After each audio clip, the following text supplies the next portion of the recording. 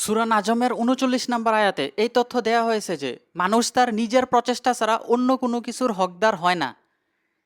মুসা নবী সহিফাতে এবং ইব্রাহিম নবী সহিফাতেও এই একই তথ্য ছিল।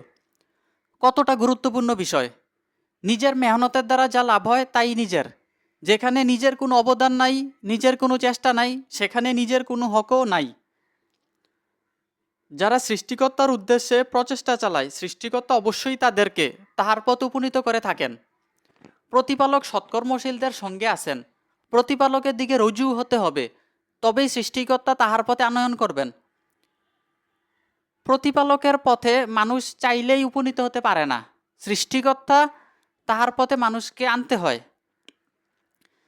সৃষ্টিকর্তার এই রহমত লাভের জন্য মানুষকে তাহার দিকে রুজু হতে হবে। মানুষ সৃষ্টিকর্তার কাছে না পৌঁছা পর্যন্ত নিরবচ্ছিন্নভাবে